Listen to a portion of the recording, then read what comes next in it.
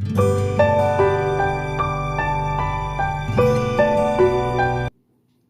namaste to everyone. Today I want to discuss about events or steps in respiration. Everyone knows that respiration is a complex process consisting of various biochemical and physical processes. But though it is a complex process, respiration can be understood by this simple diagram under different events. So these are the 5 different events. Let us see one by one. First event is the breathing. First event is the breathing. Everybody knows what is called breathing. Suppose if anybody asks you to take a breath, you take in air and then after some time immediately you leave the air. That is nothing but breathing. So simply we can say air movement into and out of the lungs. Air movement into and out of the lungs. Into and out of the lungs is called breathing. Suppose, let us say this is the respiratory passage. The first step is the breathing process. So, this breathing process involves inspiration and also the expiration. So, air movement into here we can understand the well-known word, that is inspiration.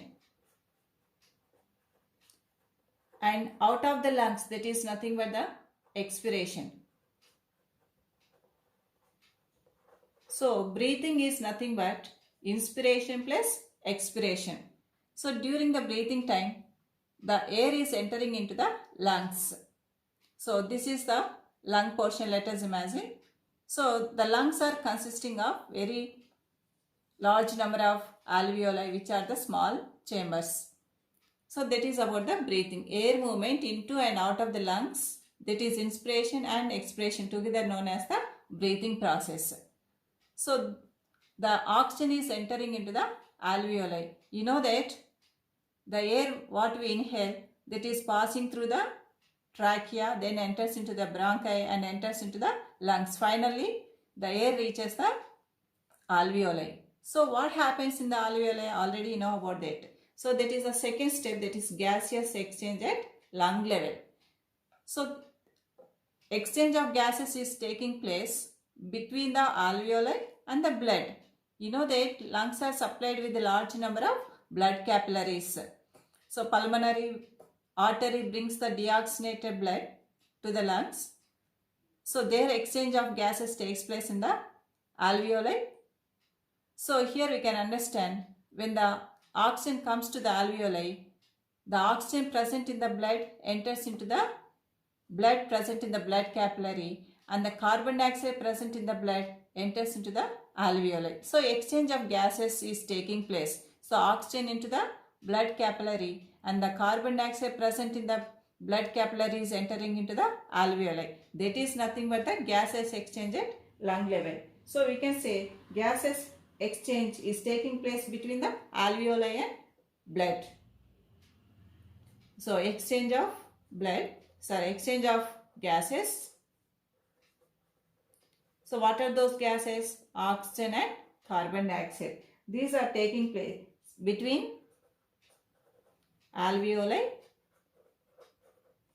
and blood present in the blood capillary. That is called as gases exchange at lung level. So where is the oxygen now? It is in the blood present in the blood capillary. So the blood capillaries are present on the lungs, so especially on the alveoli. Now this oxygen is transported through the blood.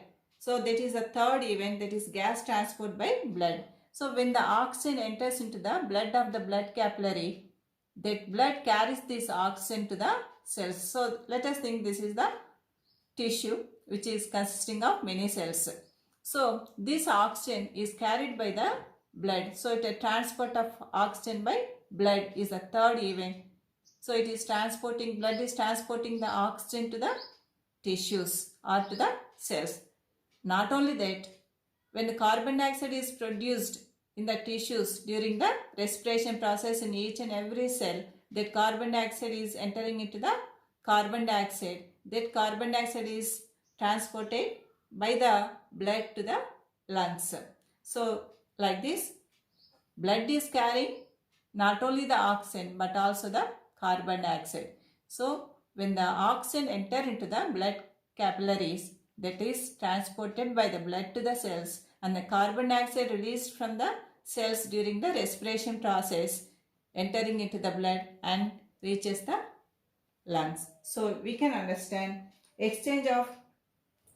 after the exchange of gases, the oxygen passing through the blood and reaches the cells, and carbon dioxide reaches the lungs through the blood. So we can understand transport of oxygen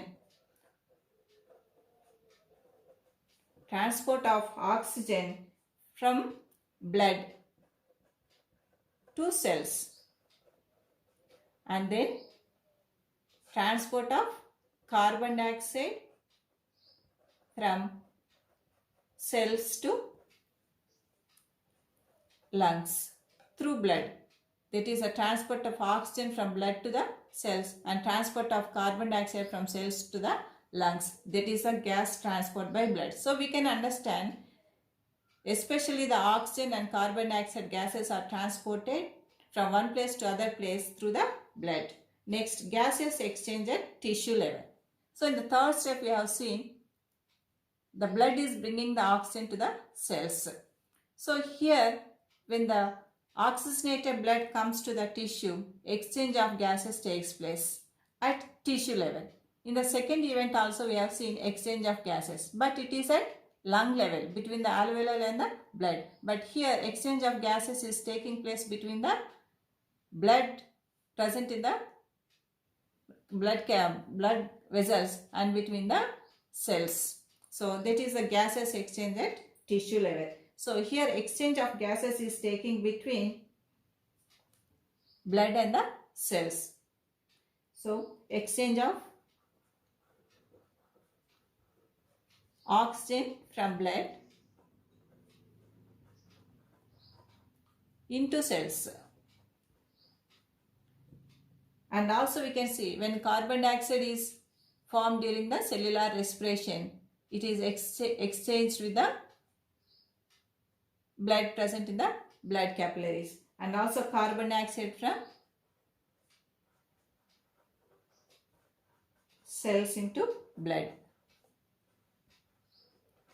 So this is the gases exchange at tissue level. Once again I will repeat, the oxygen present in the blood is entering into the cells and carbon dioxide present in the cells is entering into the blood. That is the exchange of gases at tissue level. So here one point you can learn. Here diffusion process is taking place through the tissue fluid. So between the cells there will be tissue fluid. When the blood is flowing in the arteries or blood vessels, some liquid portion of the blood passes out and occupy the place between the cells. That is the tissue fluid. Through the tissue fluid, the oxygen is entering into the cells. So gases exchange at tissue level is the fourth step. Next, finally, the fifth event, that is a cellular respiration. Already you know that oxygen entered into the cells. So what happens here in the cell? By utilizing the oxygen, the food is oxidized and cellular respiration takes place. Already you know the definition for respiration, cellular respiration, oxidation of food materials and releasing of carbon dioxide and water along with the large amount of energy, that is called as cellular respiration. So when oxygen is supplied to the cells, oxidation of the food takes place and carbon dioxide is produced and also energy is produced. So that is a cellular respiration. So this energy is utilized by the cells to carry out various functions. What happened to the carbon dioxide? This carbon dioxide entered into the blood during the exchange of gases at the tissue level. So cellular respiration, you can say oxidation of food takes place. Food material takes place, that is especially the glucose oxidation takes place. Carbon dioxide, water are produced along with the energy. So this is nothing but the cellular respiration. Like this, the respiration process consists of various events like breathing, gases exchange at lung level, gas transport by blood, gases exchange at tissue level, cellular respiration. In this diagram we can see here breathing process, air is entering into the lungs. From the alveoli, the oxygen is entering into the blood and the carbon dioxide from the blood entering into the alveoli. So that carbon dioxide leaves out by the expiration process. So this oxygen, that is oxygenated blood, reaches the heart by the pulmonary veins, 4 pulmonary veins into the left auricle to left ventricle. From there, systemic aorta carries that to all parts of the body. And then the carbon dioxide produced in the cells, it is collected by the veins. The deoxygenated blood is collected by the veins and it is brought by the superior inferior vena cava into the right side of the heart. From there, from the right ventricle, the pulmonary artery carries the blood to the lungs. So there the carbon dioxide enters into the alveoli and expiration process takes place. Now I want to tell about the phases of respiration. There are especially 2 phases of respiration. First one is the external respiration, second one is the internal respiration. External respiration, that means exchange of oxygen of surrounding gaseous or liquid medium. For example, we take air from the environment. What about the aquatic organisms? They take the oxygen present in the water. So we can say external respiration is nothing but exchange of oxygen of surrounding gaseous or liquid medium and carbon dioxide present in the blood. Carbon dioxide present in the blood by diffusion process across the respiratory surface. This is the respiratory surface. So we can say, once again I will repeat the definition for external respiration. It is the exchange of oxygen of surrounding gaseous or liquid medium and carbon dioxide of blood by the diffusion process at respiratory surface. That is called as external respiration. So diffusion means what? Movement of molecules from higher concentration to lower concentration. So here exchange of oxygen or carbon dioxide is taking place by the diffusion process. That is called as the external respiration. One point you have to remember, when exchange of gases is taking place at external respiration, no energy is produced. You know that during the respiration energy is produced, but in the external respiration no energy is produced. That is called as the external respiration. Internal respiration. What is the meaning of internal respiration? Here also we can see exchange of gases at tissue level. So internal respiration is nothing but exchange of oxygen of blood and carbon dioxide of the body cells through the tissue fluid.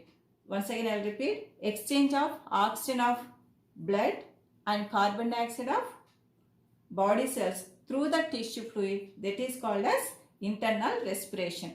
So here you can understand, during the internal respiration, what happens in the cells? Oxidation of food is taking place and energy is produced. So in the external respiration there is no energy production, but in the internal respiration energy production is taking place. So internal respiration can also be called as tissue respiration. External respiration generally we call it as ventilation. So now let us see the differences between the external respiration and internal respiration. In brief, we can say where it occurs at the respiratory surface. Occurs at respiratory surface.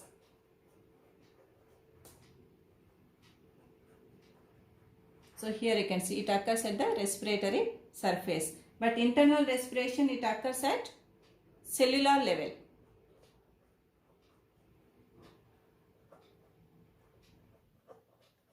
At cellular level it is taking place. Next point, if you see, generally external respiration, it is a physical process only. Whereas here, as oxidation of food is taking place and energy is released, we can say it is a physiochemical process.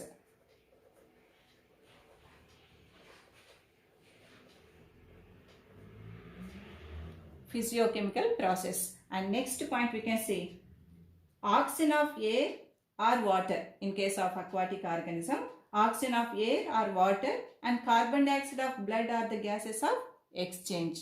So what are the gases of exchange? You know that oxygen of air and water and carbon dioxide of the blood are the gases of exchange. What are the gases of exchange? We can take as third point. So gases of exchange are the oxygen of air or water and carbon dioxide of blood. What about the gases of exchange here? Oxygen of blood and carbon dioxide of cells. These are the gases of exchange. Next, fourth point we can say, here food is not oxidized. So there is no energy production. So food is not oxidized. And energy is not produced.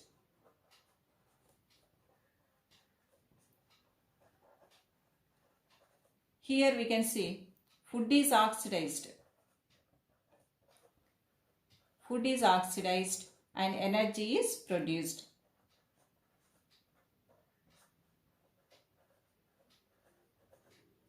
Last point we can say, here enzymes not at all showing their action. That is, enzymes are not at all participating. So enzymes are not at all involving. So enzymes are not involved. But here enzymes are involved.